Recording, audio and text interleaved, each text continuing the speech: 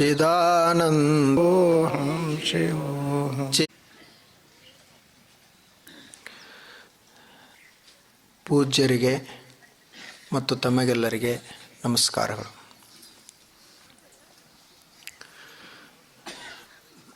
ಇದು ಬೆಳಗಿನ ಸತ್ಸಂಗ. ಬೆಳಕು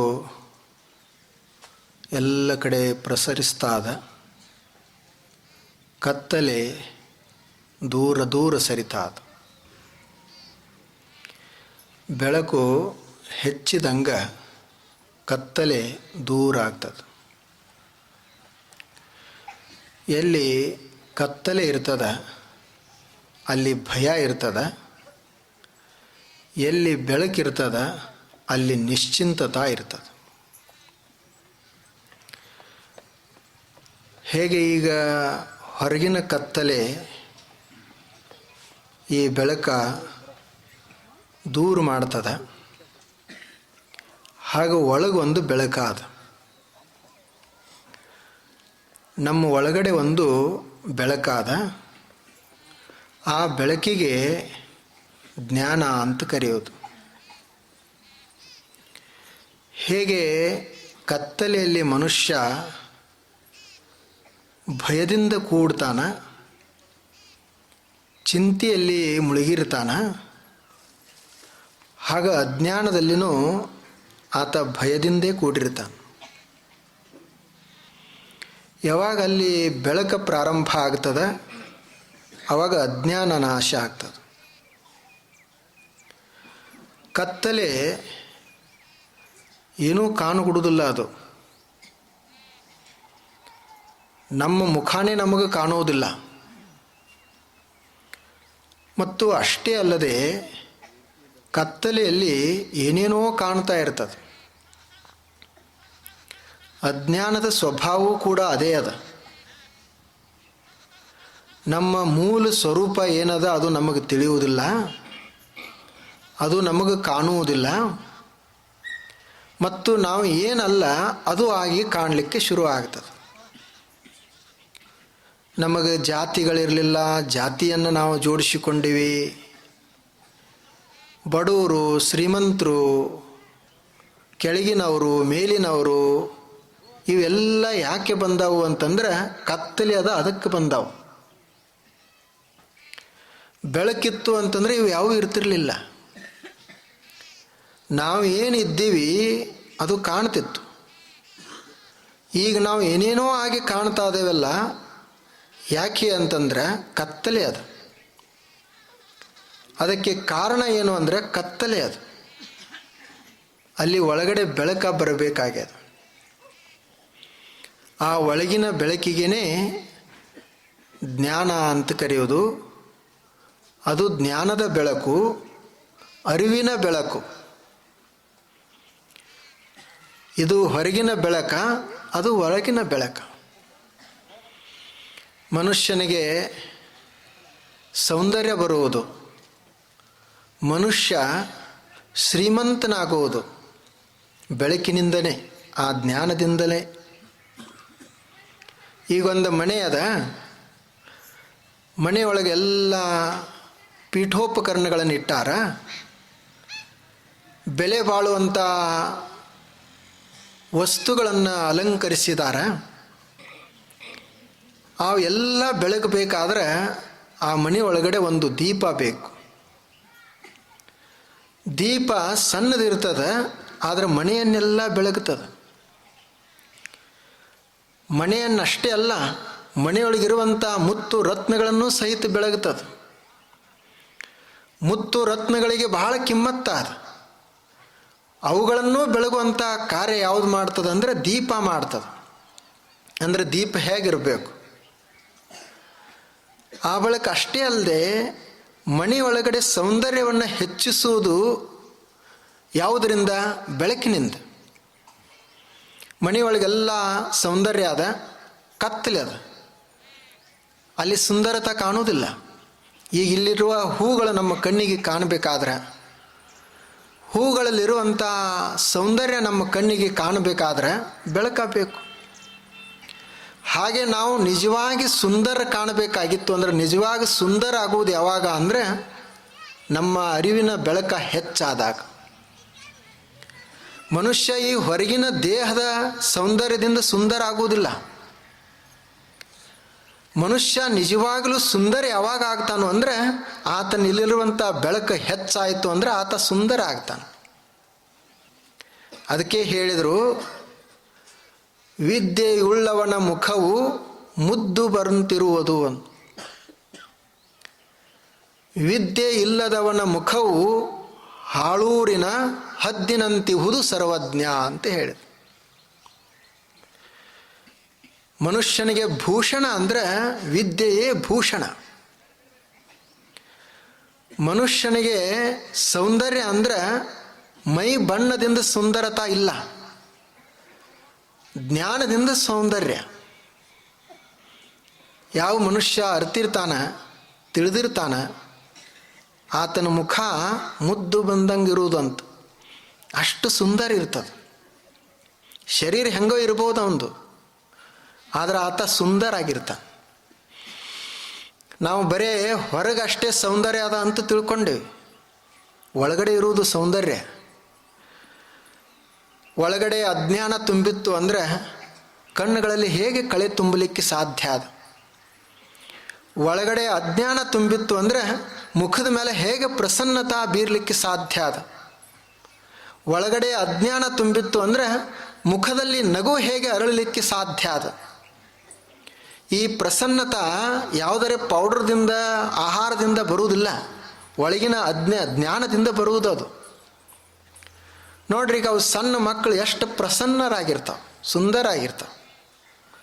ಅವುಗಳ ಬಣ್ಣ ಹೇಗೆ ಇರಲಿ, ಎಷ್ಟು ಪ್ರಸನ್ನ ಇರ್ತಾವೆ. ಹಾಗೆ ಮನುಷ್ಯ ವಿದ್ಯೆಯಿಂದ ಸುಂದರನಾಗ್ತಾನೆ ಮತ್ತು ವಿದ್ಯೆಯಿಂದ ಶ್ರೀಮಂತನಾಗ್ತಾನೆ. ಮಣಿಯೊಳಗೆ ಇಟ್ಟಿರುವಂಥ ಎಲ್ಲ ಬೆಲೆ ಬಾಳುವಂಥ ವಸ್ತುಗಳು ಯಾವುದರ ಪ್ರಕಾಶದಲ್ಲಿ ಕಾಣ್ತಾವು ಅಂದರೆ ಬೆಳಕಿನ ಪ್ರಕಾಶದಲ್ಲಿ ಅವು ಕಾಣ್ತಾವೆ. ಅವುಗಳಿಗೆ ಬೆಲೆ ಬರುತ್ತದೆ. ಬೆಳಕೆ ಇರಲಿಲ್ಲ ಅಂದರೆ ಮುತ್ತು ಸಹಿತ ಹೊಳೆಯುವುದಿಲ್ಲ, ರತ್ನವೂ ಸಹಿತ ಬೆಲೆ ಇರುವುದಿಲ್ಲ ಅದಕ್ಕೆ.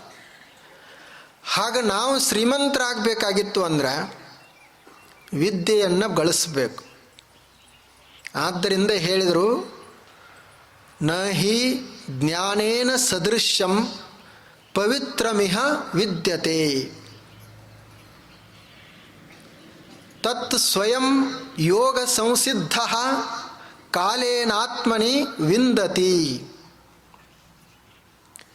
ಈ ಜಗತ್ತಿನೊಳಗೆ ಜ್ಞಾನದಂಥ ಪವಿತ್ರವಾದ ವಸ್ತು ಬೇರೆ ಯಾವುದೂ ಇಲ್ಲ.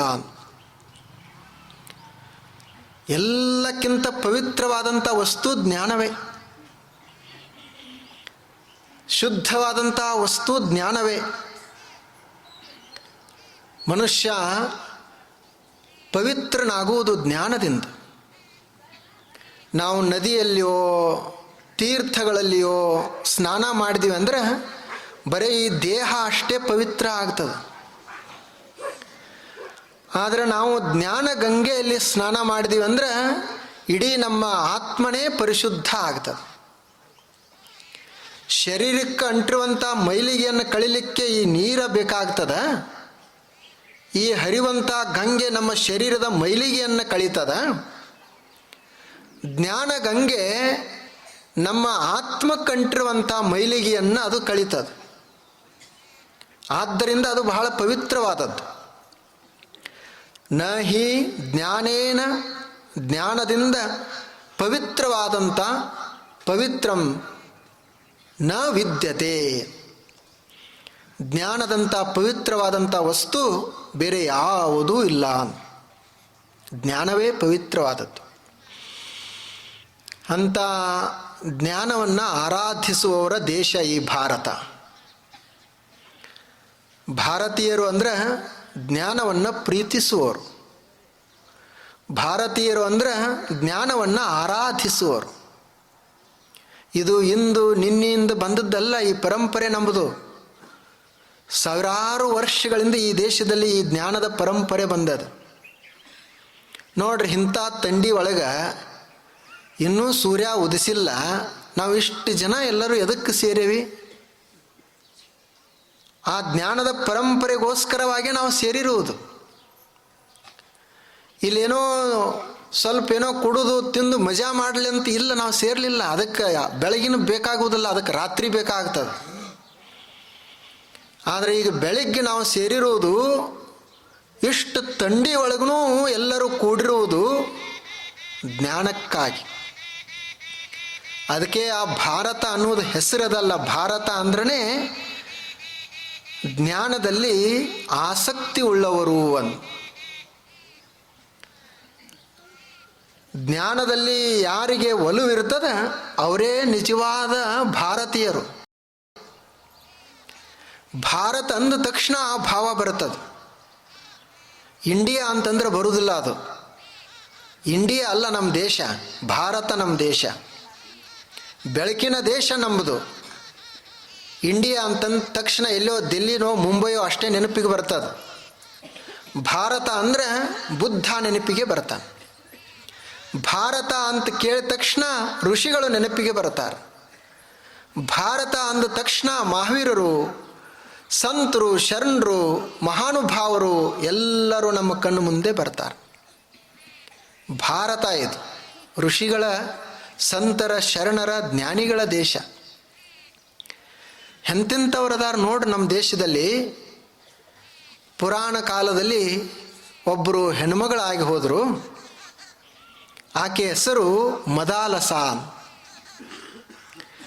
ನಾವು ಅಂತೀವಿ ಹೆಣ್ಮಕ್ಳಿಗೆ ಏನೂ ಶಿಕ್ಷಣ ವ್ಯವಸ್ಥೆ ಇರಲಿಲ್ಲ, ಅವರು ಬಹಳ ಕಲಿಯುವುದಿಲ್ಲ, ಅವರಿಗೆ ತಿಳುವಳಿಕೆ ಇಲ್ಲ ಅಂತ ನಾವು ಹೇಳ್ತೀವಿ. ಆದರೆ ಆ ಮದಾಲಸ ಆಕೆಯ ಎಲ್ಲ ಮಕ್ಕಳಿಗೆ ಜ್ಞಾನವನ್ನು ಕೊಡ್ತಿದ್ದಳಂತ. ಅದು ಯಾವ ಜ್ಞಾನ ಅಂದರೆ ಆಧ್ಯಾತ್ಮಿಕ ಜ್ಞಾನ. ಆಕೆ ಆ ಹುಡುಗರು ಸಣ್ಣವು ಇರುವಾಗನೇ ತೊಟ್ಲ ಕಟ್ಟಿ ತೊಟ್ಟಲ್ದಾಗ ಮಕ್ಕಳನ್ನು ತೂಗ್ತಾರಲ್ಲ, ಹಾಗೆ ತೊಟ್ಟಲ್ದಾಗ ಕೂಡಿಸಿ ಹಾಡ ಹಾಡ್ತಿದ್ದಳಂತ ಆಕೆ. ಅದು ಎಂಥ ಹಾಡ ಅಂದರೆ, ಶುದ್ಧೋ ಅಸಿ, ಬುದ್ಧೋ ಅಸಿ, ನಿರಂಜನೋ ಅಸಿ, ಸಂಸಾರ ಮಾಯಾ ವರ್ಜಿತೋ ಅಸಿ ಅಂತ ಹಾಡ ಹಾಡ್ತಿದ್ದಳು ಅಂತ. ಆ ಹುಡುಗನಿಗೆ ಹೇಳ್ತಿದ್ದಳು. ಆ ಹುಡುಗರಿಗೆ ಇನ್ನೂ ಏನೂ ಗೊತ್ತಿರಲಿಲ್ಲ, ಅವು ತೊಟ್ಲಾಗ ಇರುವಂಥ ಹುಡುಗ. ಆ ಮಗುವಿಗೆ ಆಕೆ ಹಾಡ ಹಾಡಿ ಉಪದೇಶ ಮಾಡ್ತಿದ್ದಳು. ಏನು ಅಂದ್ರೆ, ನೀನು ಶುದ್ಧನದದಿ, ನೀನು ಅಶುದ್ಧನಲ್ಲ, ನೀನು ಬುದ್ಧನಿದ್ದಿ, ನೀನು ಅಬುದ್ಧನಲ್ಲ, ನೀನು ನಿರಂಜನನಿದ್ದಿ, ರಂಜಿತನಲ್ಲ. ನೀನು, ನಿನಗೆ ಯಾವುದೇ ಪಾಪ ಅಂಟಿಕೊಂಡಿಲ್ಲ. ಅಷ್ಟೇ ಅಲ್ಲದೆ ಸಂಸಾರ ಮಾಯಾ ವರ್ಜಿತೋ ಅಸಿ, ಈ ಸಂಸಾರ ಅನ್ನುವಂಥ ಮಾಯೆಯಿಂದ ಮುಕ್ತನಾದವು ನೀನು ಅಂತ ಆಕೆ ಹಾಡ ಹಾಡ್ತಿದ್ದಳು. ನೋಡ್ರಿ ಹೇಗೆ ಹಾಡ್ತಾರೆ ಹಾಡ ಅವರು. ಅದು ನಮ್ಮ ಭಾರತೀಯ, ಅವರು ನಿಜವಾದ ನಮ್ಮ ಭಾರತೀಯ ಹೆಣ್ಣು ಮಕ್ಕಳು. ತೊಟ್ಟಿಲಿನಿಂದನೇ ಈ ಜ್ಞಾನ ಪ್ರಾರಂಭ ಆಗ್ತಿತ್ತು. ಆ ತೊಟ್ಟಿಲಲ್ಲಿರುವಂಥ ಸಣ್ಣ ಸಣ್ಣ ಮಕ್ಕಳಿಗೇ ಅವರು ಜ್ಞಾನದ ಮಾತುಗಳನ್ನು ಹೇಳ್ತಿದ್ರು. ನಾವು ಎಲ್ಲರೂ ಈಗಂತೀವಿ ಏನು ಅಂದರೆ, ಅಪುತ್ರಸ್ಯ ಗತಿರ್ನಾಸ್ತಿ ಅಂತ ಹೇಳ್ತಾರೆ. ಅವ್ರು ಹೇಳೋದು ಅಪುತ್ರಸ್ಯ ಗತಿರ್ನಾಸ್ತಿ ಅಂತ ಹೇಳ್ತಾರೆ. ಅಪುತ್ರ ಅಂದ್ರೆ ನೋಡ್ರಿ, ಅದಕ್ಕೆ ಏನೇನೋ ಅರ್ಥ ಮಾಡ್ತಾರೆ. ಅಪುತ್ರ ಅಂದ್ರೆ ಮಕ್ಕಳು ಇರಲಾರ್ದವರಿಗೆ ಗತಿ ಇಲ್ಲ ಅಂತ ಹೇಳಿ. ಇನ್ನೊಬ್ರು ಹೇಳಿದರು, ಪುತ್ರ ಅಂದ್ರೆ ಮಗ, ಪುತ್ರಿ ಅಂದರೆ ಹೆಣ್ಣು ಮಗಳು. ಯಾರಿಗೆ ಪುತ್ರ ಇರುವುದಿಲ್ಲ ಅಂದರೆ ಗಂಡ ಮಗು ಇರುವುದಿಲ್ಲ, ಅವರಿಗೆ ಗತಿ ಇಲ್ಲ ಅಂತ ಮತ್ತೊಬ್ಬರು ಹೇಳಿದರು.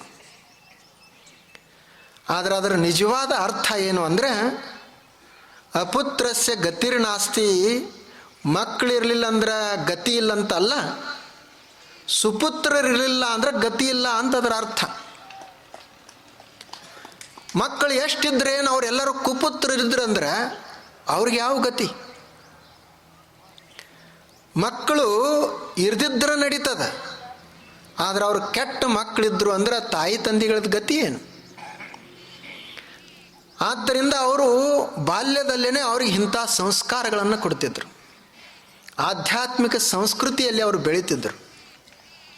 ಆಕೆ ತೊಟ್ಟಲ ತೂಗುವಾಗನೇ ಹಾಡ ಹಾಡ್ಕೊಂತಿರೋಳು. ಅವರೆಲ್ಲರೂ ಜ್ಞಾನಿಗಳಾದ್ರಂತ. 5-6 ಜನ ಮಕ್ಕಳು ಆಕೆಗೆ, ಎಲ್ಲರೂ ಜ್ಞಾನಿಗಳಾದರು ಅಂತ ಪುರಾಣದಲ್ಲಿ ಎಷ್ಟು ಚಂದ ಆಕೆಯ ಕುರಿತು ಬರೆದಿದ್ದಾರೆ. ಹೆಣ್ಮಕ್ಕಳು ಹೋಗಿ ಎಲ್ಲೋ ಹೋಗಿ ಕಲಿಬೇಕಾಗಿರಲಿಲ್ಲ, ಮನೆಯಲ್ಲೇ ಅವರು ಜ್ಞಾನವನ್ನು ಪಡಿತಿದ್ದರು.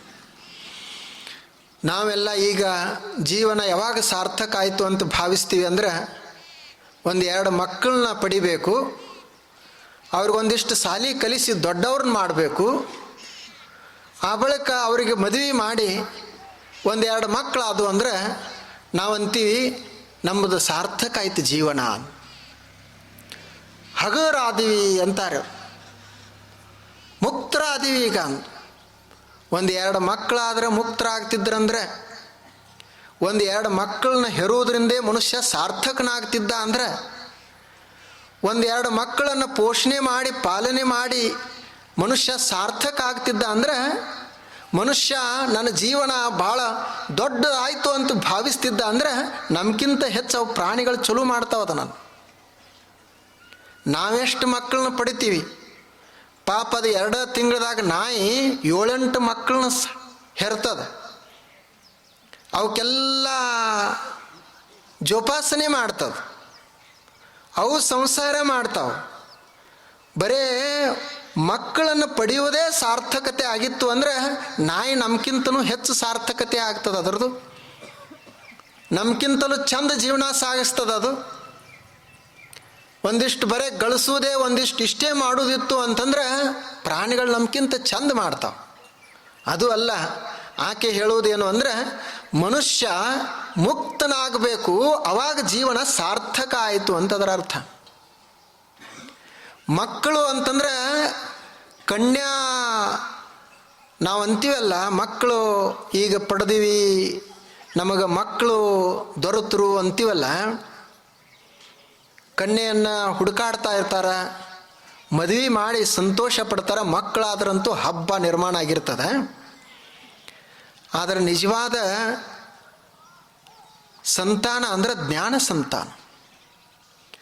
ಮನುಷ್ಯನಿಗೆ ಎಲ್ಲಿವರೆಗೆ ಜ್ಞಾನ ಸಂತಾನ ಆಗುವುದಿಲ್ಲ ಅಲ್ಲಿವರೆಗೆ ಅವನಿಗೆ ಗತಿ ಇಲ್ಲ.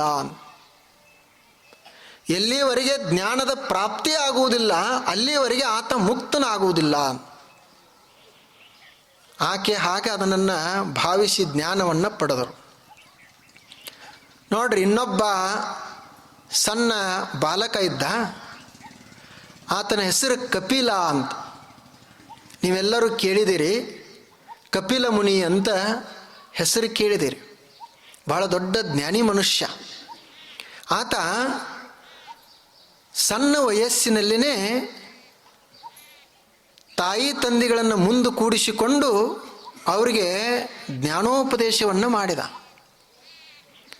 ಆತ ಸಣ್ಣವದಾನ, ತಾಯಿ ತಂದೆಗಳು ದೊಡ್ಡವರದಾರ, ವಯಸ್ಸಿನವರದಾರ.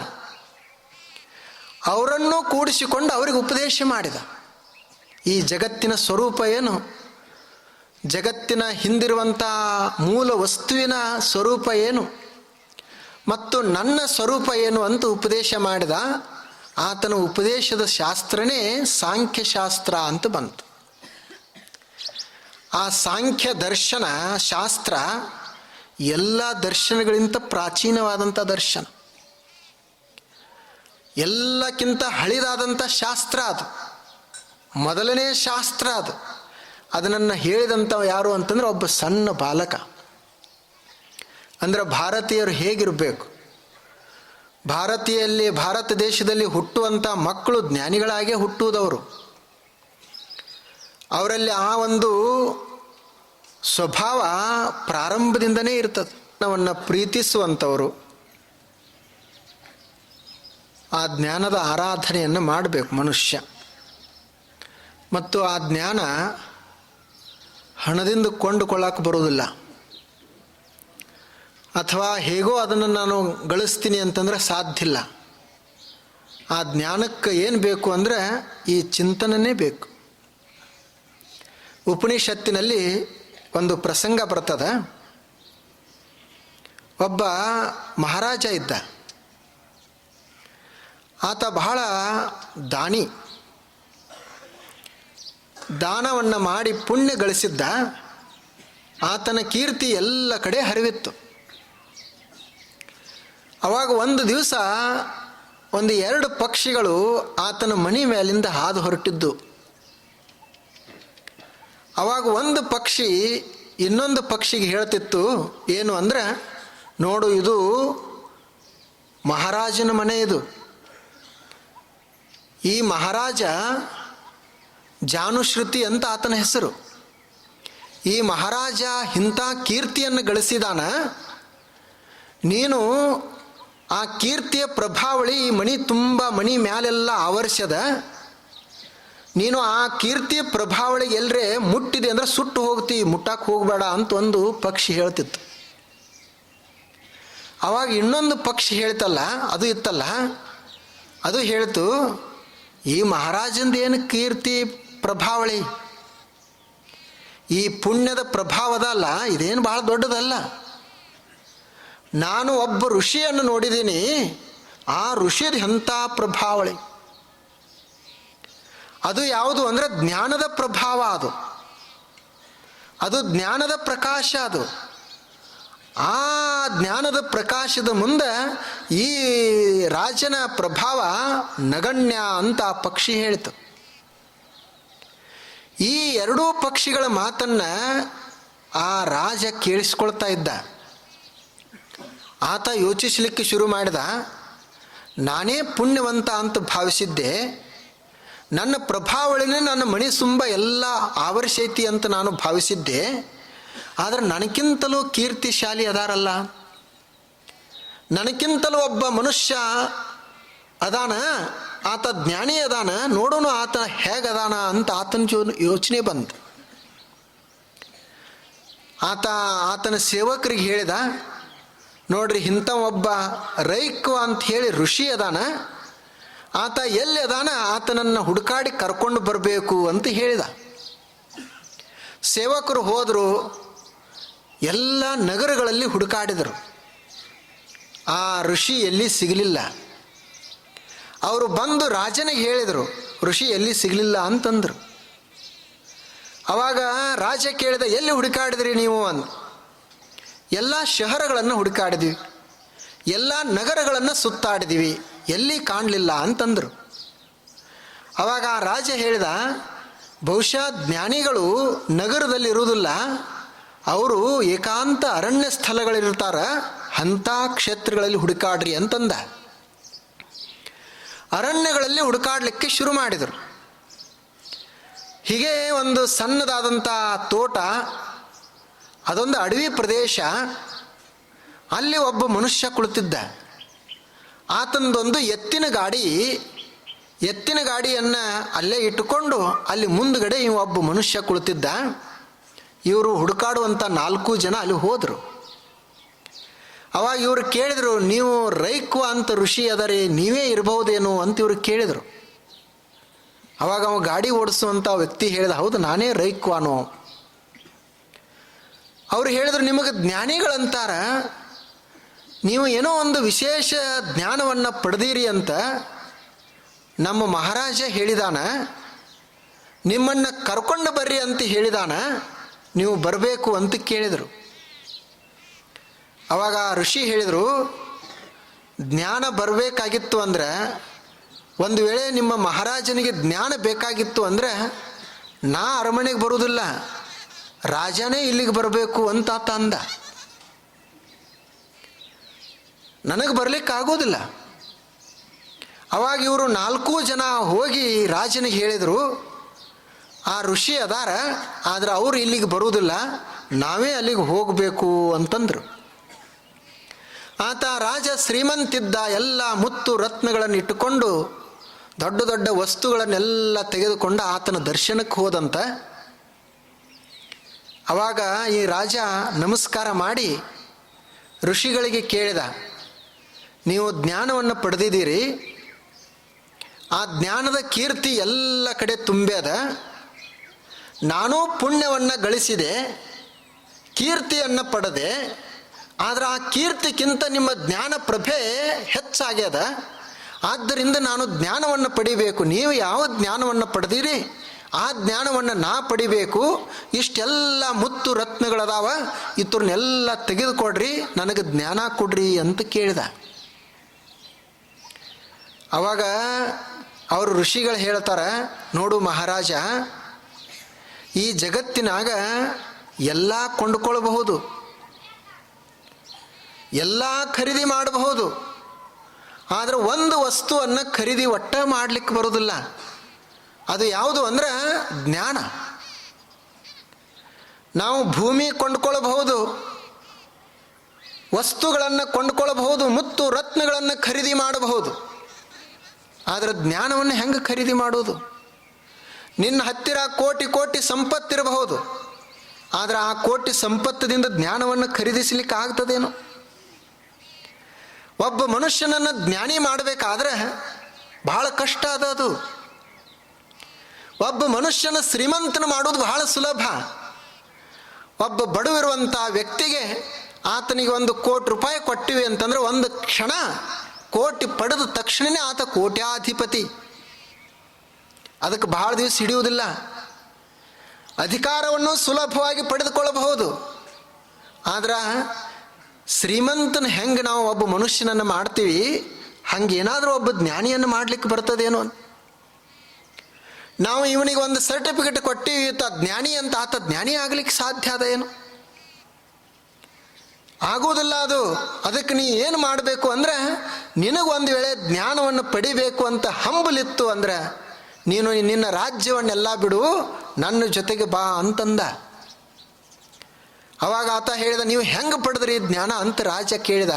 ನೋಡು, ನಾನು ಹೆಂಗೆ ಪಡೆದೆ ಅಂದರೆ, ನಂದೇನಿದು ಎತ್ತಿನ ಗಾಡಿ ಅದಲ್ಲ, ಈ ಎತ್ತಿನ ಗಾಡಿಯಲ್ಲಿ ಜನರನ್ನ ಕೂಡಿಸ್ತೀನಿ, ಈ ಊರಿನಿಂದ ಆ ಊರಿಗೆ ಕರೆದುಕೊಂಡು ಹೋಗ್ತೀನಿ, ಆ ಊರಿನಿಂದ ಈ ಊರಿಗೆ ತರ್ತೀನಿ. ನನ್ನ ಗಾಡಿ ಒಳಗೆ ಬಡವರು ಕೂಡ್ತಾರೆ, ನನ್ನ ಗಾಡಿ ಒಳಗೆ ಶ್ರೀಮಂತರು ಕೂಡ್ತಾರೆ, ನನ್ನ ಗಾಡಿ ಒಳಗೆ ದುಃಖಿಗಳಿರ್ತಾರ, ಅವರು ಕುಳಿತಿರ್ತಾರೆ, ಒಂದೊಂದು ಸಲ ಸುಖಿಗಳಿರ್ತಾರ, ಅವರು ಕೂಡ್ತಾರ, ಕಲ್ತವರು ಕಲಿಯದವರು ಸಣ್ಣವರು ದೊಡ್ಡವರು ಎಲ್ಲರೂ ನನ್ನ ಗಾಡಿ ಒಳಗೆ ಕೂಡ್ತಾರೆ.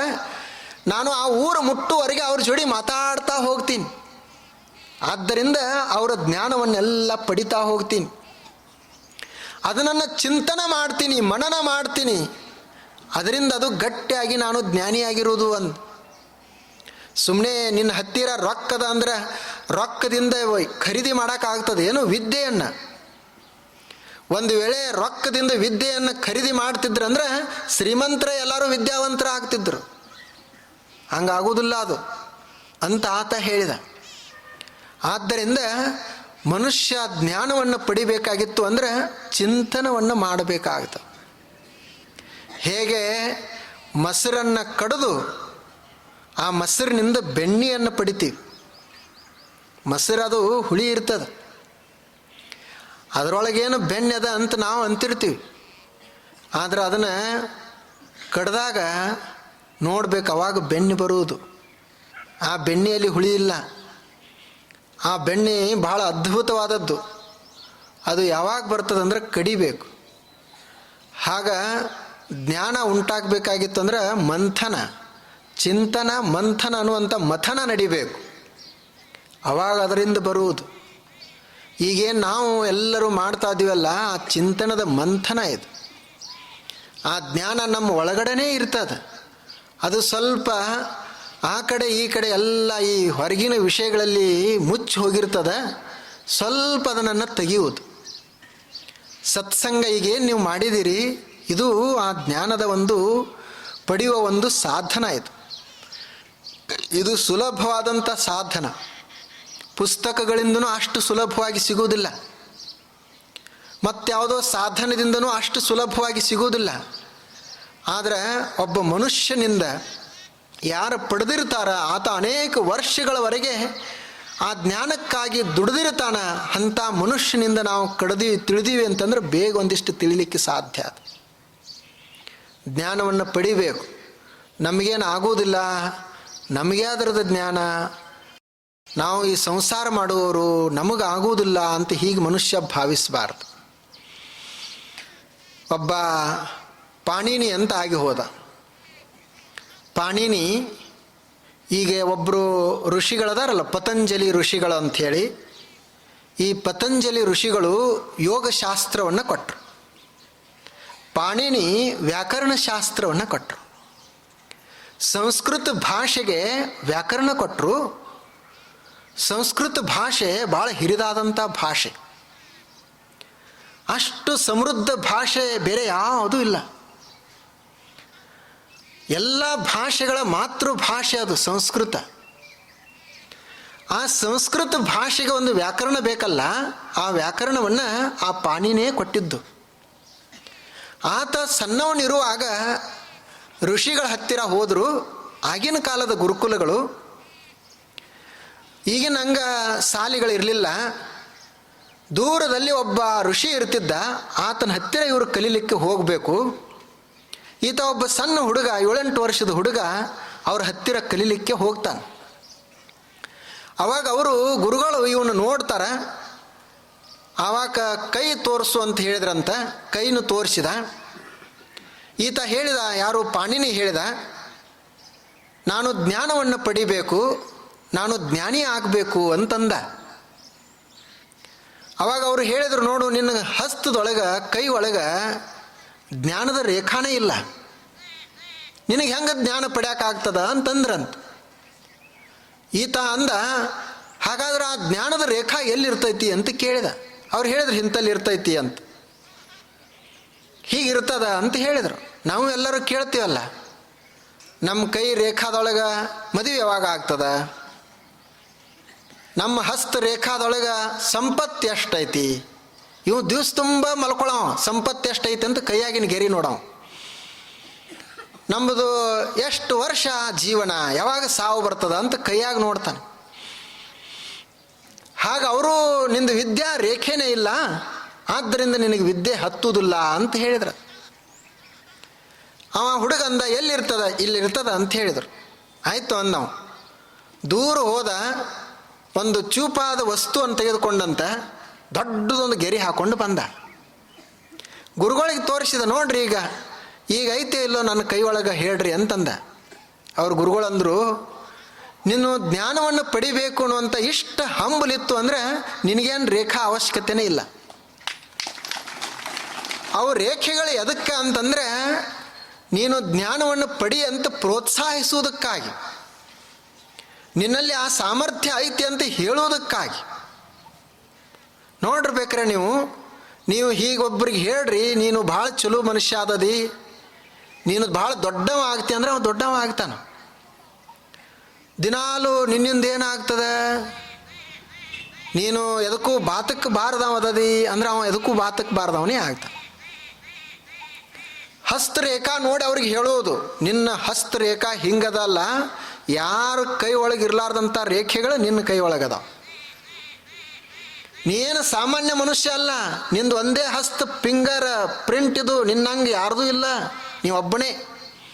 ಅದಕ್ಕೆ ಅವರು ಸಹಿ ತೋತಾರ. ಅವರು ನಿನ್ನಂಗೆ ಮತ್ತೆ ಯಾರ್ದಾರ ಇತ್ತು ಅಂದರೆ ಅವ್ರು ಯಾಕೆ ಅದನ್ನು ಸಹಿ ಮಾಡಿಸ್ಕೊಳ್ತಿದ್ರು? ನಿನ್ನಂಗೆ ಯಾರ್ದೂ ಇಲ್ಲಂತೆ ಅವ್ರು ಸಹಿ ಮಾಡಿಸ್ಕೊಳ್ಳೋದು. ನಾವು ಹೀಗೆ ಮಾಡಬೇಕು. ಈ ಜಗತ್ತಿನಾಗ ನನ್ನ ಕೈ ನನ್ನಂಗೆ ಅಷ್ಟೇ ಅದ, ಬೇರೆ ಯಾರಂಗೂ ಇಲ್ಲ. ನನ್ನಲ್ಲಿ ಸಾಮರ್ಥ್ಯ ನಂದು ವಿಶೇಷವಾದಂಥ ಸಾಮರ್ಥ್ಯ, ಉಳಿದವ್ರಿಗೆ ಹೋಲಿಸೋದು ಬೇಡ.